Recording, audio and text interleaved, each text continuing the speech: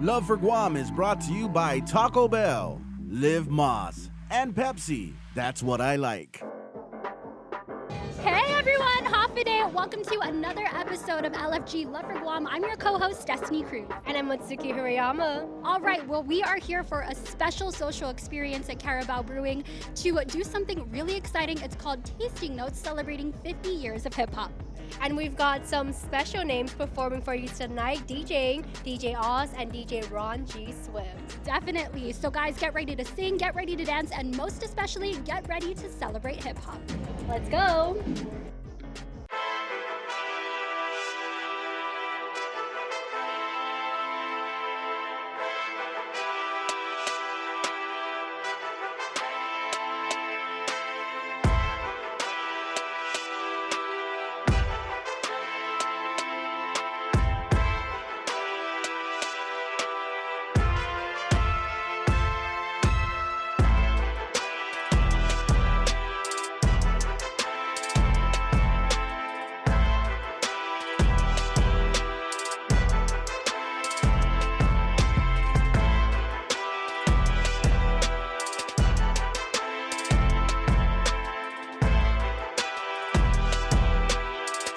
Here with the organizer himself, Mr. Eli Monge. First and foremost, how are you doing tonight? I'm doing good, yeah. That's good to hear.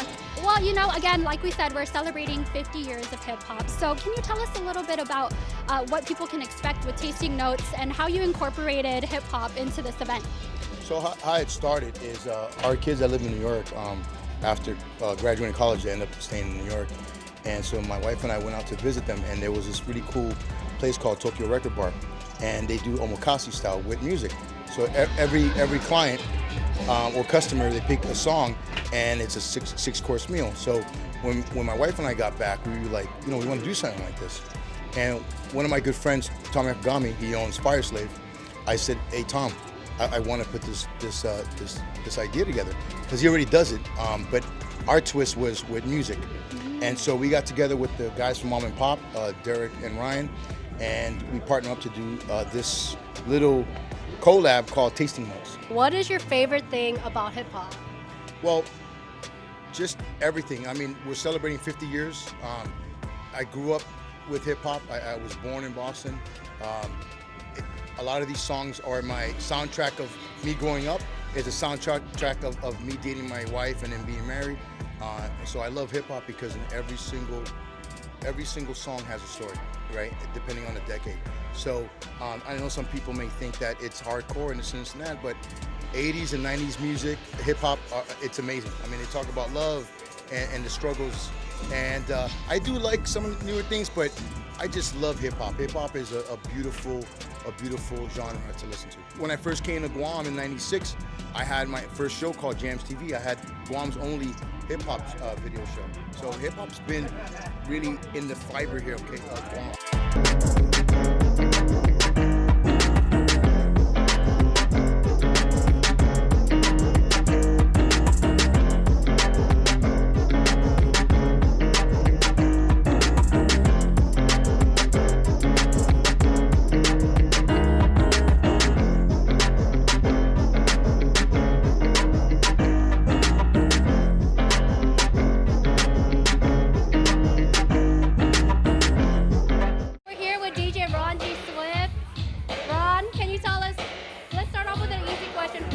What is your favorite hip-hop song? Wow, that is a hard question. What is my favorite hip-hop song of all time, right? Man, it's hard to decide, but I would say Notorious B.I.G.'s Juicy would be something I would probably put in my top 5 list. And maybe Nas would be one of my favorite. It's called Represent, it's the name of the song. There's a lot, there's so many. Are we going to be able to hear some of those tonight? Oh yeah, actually I played a couple earlier today, but I will get up more later on tonight. Yes, yeah. That's exciting. Well, can't wait to get into it.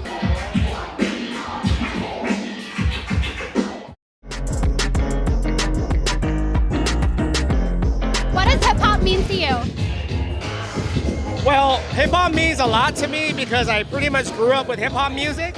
I'm a 90s kind of guy back in the day, but don't get me wrong, I love the new stuff, but I've always been a 90s guy back in the day. But music is music. I love whatever comes out. If it sounds good, I love it.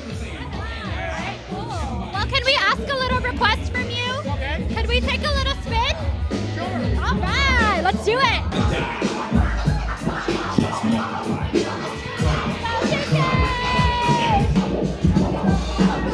Oh yeah.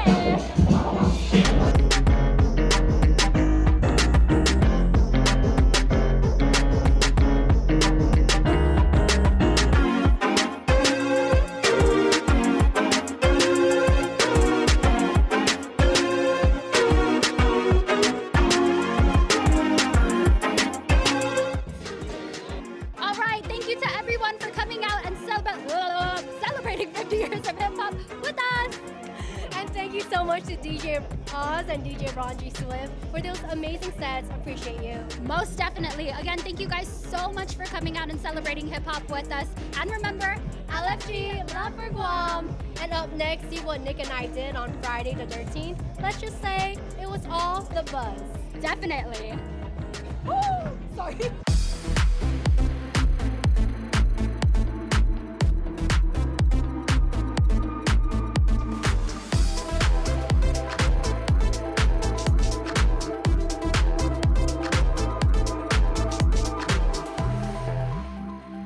Love for Guam is brought to you by Taco Bell, Live Moss, and Pepsi. That's what I like.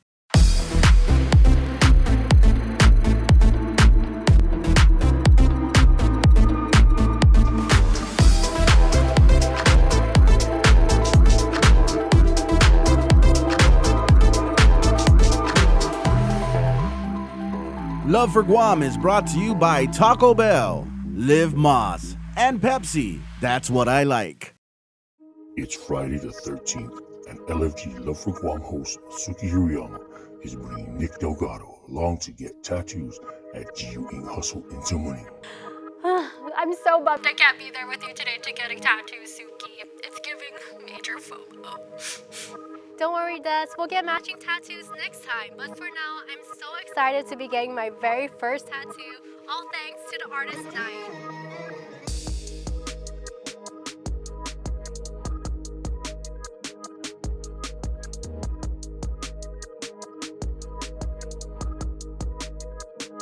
First tattoo, guys.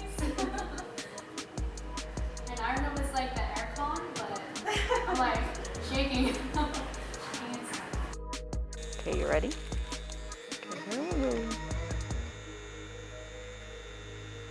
Oh, that's not bad at all. Nothing crazy. I got your face.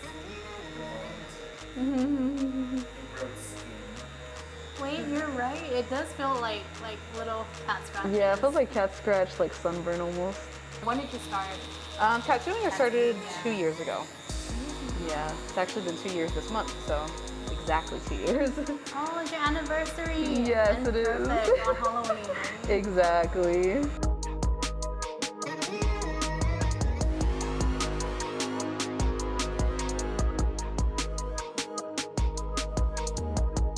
Why tattoos?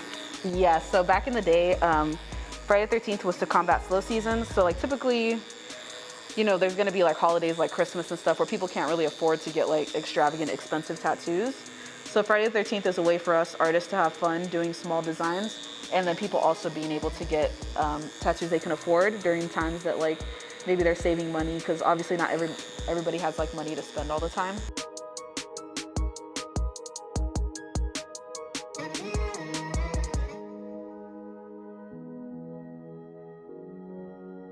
Oh wait, isn't that?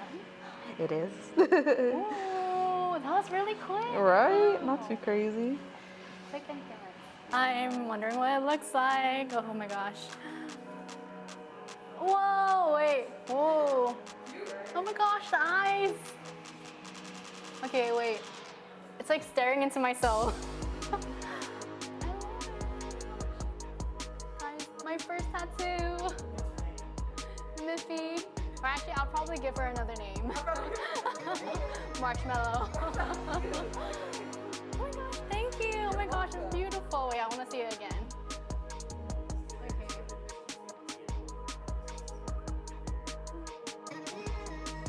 I might be looking at my back in the mirror every day. Yay. Whoa. You like it's a lot bigger than I thought. I love it. Suki, what do you think?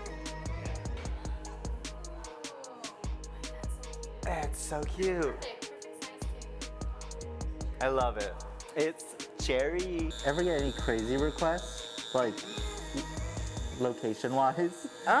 Some people get their butts. I feel like that's the most like frequent crazy one. It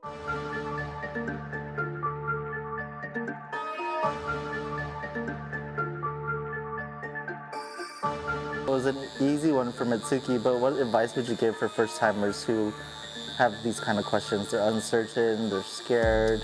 Definitely talk to your artist because I feel like a lot of your questions are just like maybe second guessing things, and your artist can give you like accurate answers for that. So like find a comfortable artist that you're like good talking to. You don't feel like overwhelmed. You don't feel like they're pressuring you into doing anything. And then definitely ask them all the questions, any question. Like even if you feel like you're bugging them, it's better to like know the answers than to just be like, oh, okay, I don't want to ask them because I'm bugging them and you know I feel bad or anything like that. How big is that needle? Yeah, exactly. So I'm totally fine telling people the size of the needle. I know some people just like prefer not to know too though, because they might be scared of the needle itself. So like I'll even, if they want me to show them the needle, I'll let them know. Pretty much when I get first time customers like Suki, I will tell you exactly what I'm doing through the process because it's your first time, you have no idea what's gonna be going on. So I don't want you to think that I'm just gonna tattoo you like out of nowhere and like you won't know that it's like happening. So like just in case you do want to stop at any point, like you could just let me know, and of course I would never pressure anybody to get a tattoo. So like even if I was just about to like put the needle to the skin, if they're like, look, I don't want to do it anymore, then I would be done.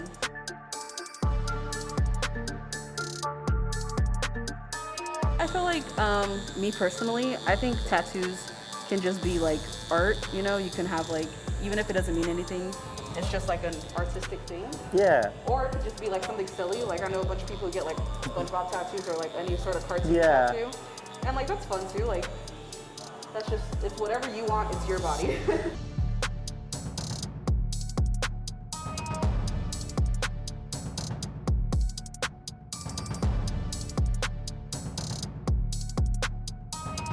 Wow, I love it. If you don't mind, I'm also gonna get a picture. Got a big crowd waiting for you outside. Already? Yeah. Oh, really? Oh, Lord, okay. Let's go down the line and be like, I think I'm going outside to yeah. and I can see more and more people. Well, that's what we want. Hello, LFG. Matsuki and Nick got tattoos to die for on Friday the 13th at GU Ink Hustle in Tamuning.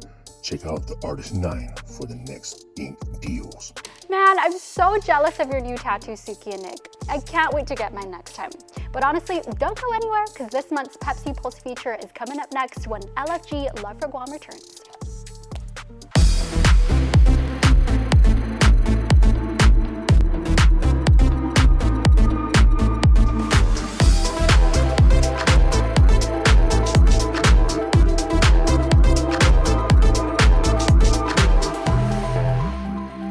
Love for Guam is brought to you by Taco Bell, Live Moss, and Pepsi. That's what I like.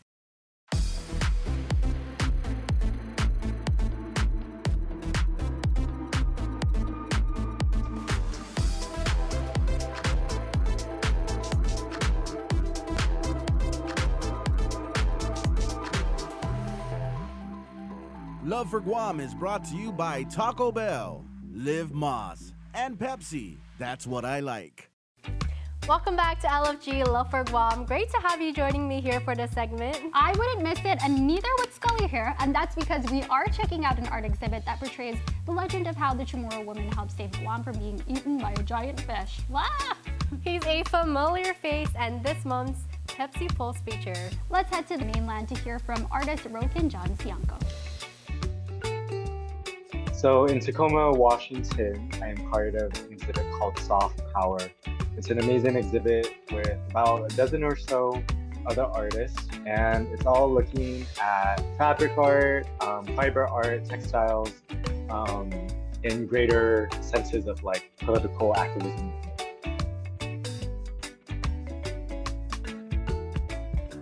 Here in Tacoma, Washington, we actually have a pretty big Pacifica, but even specifically a big Chamorro population. There's a lot of people out here in Tacoma, Bremerton, all along the West Coast really, but yeah, these are spots for sure. And so I definitely wanted to bring my culture and my perspective with it. And so some of the photos that we see here, we see a photo of a number of women putting coconut oil in their hair. We see another woman who happens to actually be my great-grandmother, my mom's dad's mother.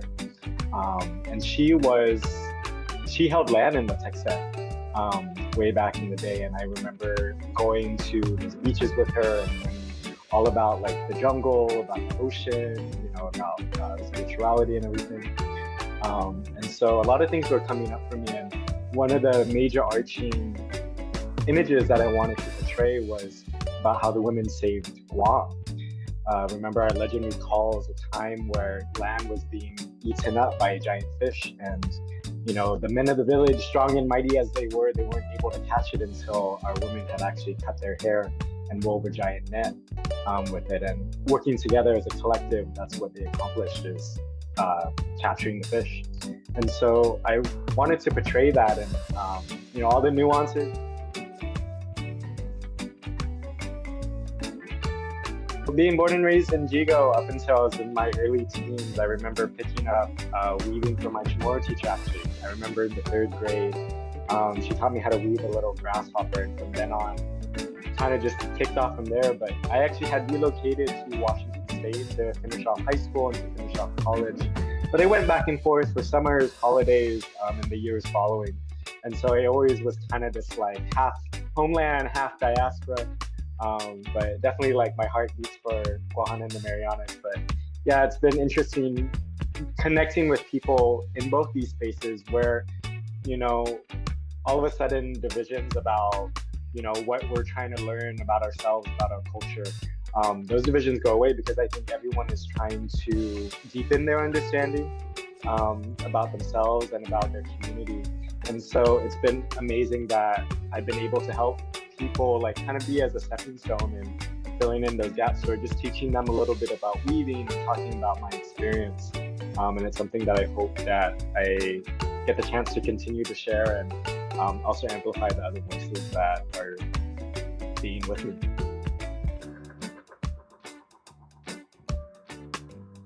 Pretty good. I had a very quiet opening. It's only been open for the past few days now, but it actually stay open all the way until September 1st, 2024. So everyone, you got time.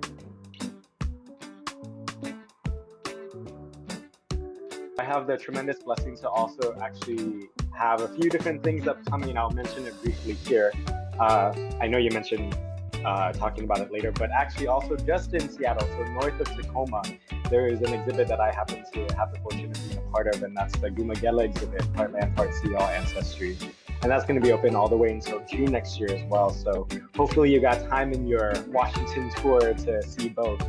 And actually upcoming, I'll be coming back home to Wuhan in just a few weeks. And then I'll be taking off to New Zealand, and we're also going to be showcasing at the Pacific Fusion Fashion Show in Auckland on December 1st. So look out for that.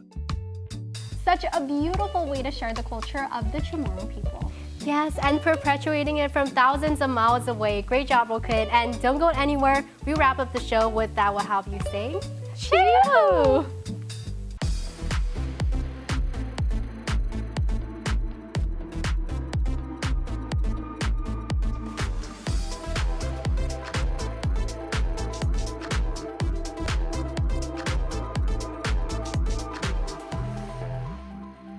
Love for Guam is brought to you by Taco Bell, Live Moss, and Pepsi. That's what I like.